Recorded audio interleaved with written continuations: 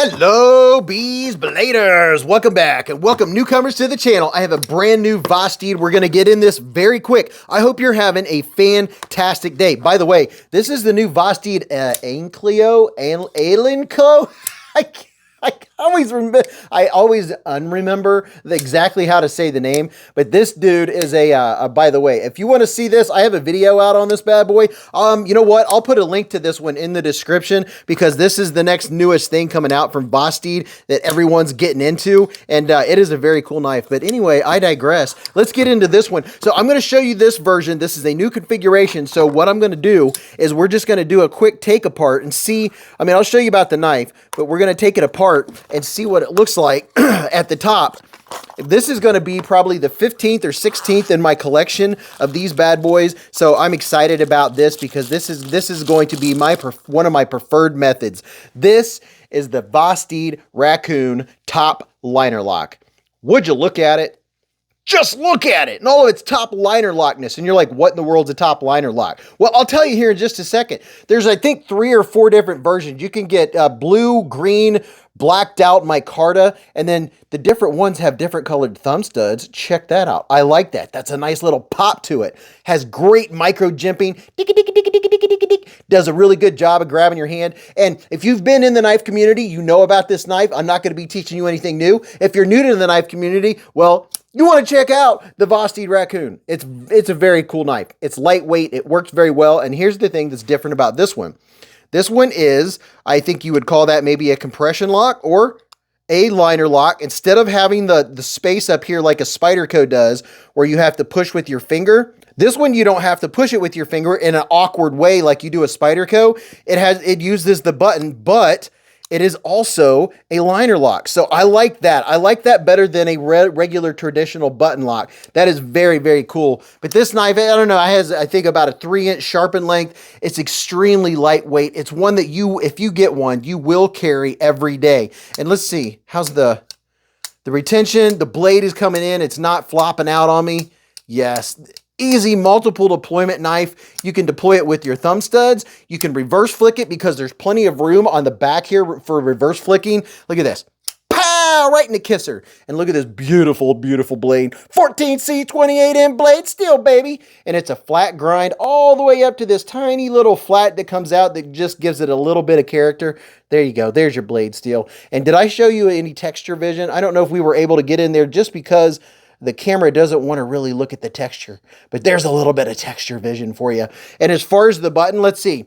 Ergo-wise, my hand, when I'm holding it like this, or when I'm choking up, and you know I have a large width hand, so XL hands, you have plenty of room to carry this knife, and man, it is just so extremely lightweight. And my hand, that's what I was checking to see the placement of the button, and my hand is not going to push that button no matter where it is, so I'm not worried about that happening. I tell you what, let's take this apart real quick and just get an inside look at that. Well, it's not a compression, they're calling it. It's a top liner lock, but I want to see what it looks like on the inside. Are you ready? All right, let me get a couple little things. Now, I know I used to do disassemblies all the flipping time, but unfortunately, I'm not able to because of time. Oh, by the way, this does have a captive pivot, and it has ceramic ball bearings. And let's just take this bad boy apart just like this and see what she's going to look like on the inside. So there's that dude. And then on this side, looks like we have one screw over here. This is cool. Are we just going to have to take out one to take it apart, or... Oh, very interesting. Very, very interesting. So are these, you know what? This is different because I normally take knives apart from the clip side, but they have the pivot coming in from the clip side. So I think to take this apart, I might have to take this out. And you know what? I don't know. I haven't taken it apart before, so this will be a quick little look-see into the, and yeah, you do have to take that off to take it apart. I'm going to put this over here so I don't lose my pieces. Let me take that little screw dad out. This is what it looks like on the inside. You can see it's well lubed, or that's protectant most likely is what you got going on there. So this is what it looks like on the inside, and I'm going to wipe it off because, boy, it is swimming. I mean, it is swimming in protectant. But there's a look at this side, and here's a look at your button. You can see the button. Oh, I wonder if it's screwed on. We're about to find out. Let me clean this off because this thing is, whoo, man, it is a glug glug. All right, so this bad boy right here, if you can see, I'm just gonna, there right there is your D-shaped pivot. And let's see if I just lift that guy off like that. All right. Boy, it is nice and clean looking. Whew, look at that. So this is what it looks like on the inside. The whole thing, you talk about an exceptional use of the amount of handle to blade ratio. They didn't waste any space in making this knife as small as possible, small profile. And this is what it looks like when we open it. Right here, there you can see your cage ceramic ball bearings. And then I'm just going to hold this together like this. And then you can see, let's get a little focus. My focus needs more focus.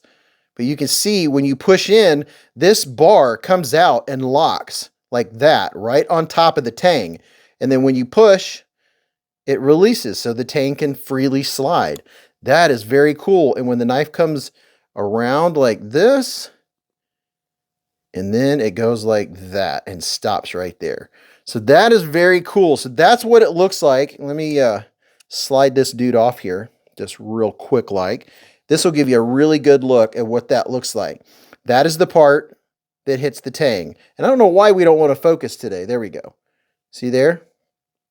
How about that? That is different. I like it. It's attached to it. So you can call it a compression lock. They call it what do you call it? A top liner lock. I don't care what you call it. I think it's ingenious. It is just a better way to have a more secure button lock. And everybody wants different ways. And so many folks like a button lock. This is a button lock that I feel personally is going to be a little more secure than the traditional button locks as far as, giving you a little extra strength and a little peace of mind, assuredness. Is that a word that I use? I sound like I don't know what I sound like. I believe me, I get a lot of comments of what I sound like. But hey, if you want to know more about this, we could probably take it apart again on the live stream every Friday night. And you know what? We might give this one away. Every Friday night, Beez Blades, live at the Hive. Oh, right. We have so much fun. It is the knife community hangout.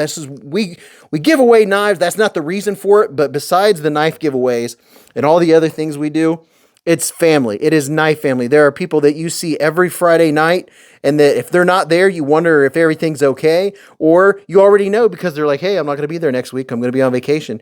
And people listen while they're driving down the road, and people listen while they're working, or they'll stop in their lunch break and say hello. 8:15 to around midnight every Friday night, Beez Blades live at the Hive. We have a lot of fun. And let me get this dude tightened down, and let's see. Look at that. It's almost centered, and I didn't even tighten it down to begin with. That is very cool. So I'm going to tighten this guy down and then check these back here. And by the way, if you have a blade that's not centering, loosen up the screws on one side like this. Then loosen and then retighten your pivot all the way down. Then tighten the screws in the back. And you don't have to crank it. Always make sure you have a good seat. Make sure you have a front row seat. Now let's see how this feels. I over tighten it, so I'm just going to back out just a little bit. Let's see how it feels. All right, you want to make sure it's tight. How's this feel? Okay, that's feeling good. Ooh, yeah. Okay, let's go back. And what we just did was show you how to take it apart. You can always clean it if it's full of gunk, but you can see that the blade centered right up. It was that easy.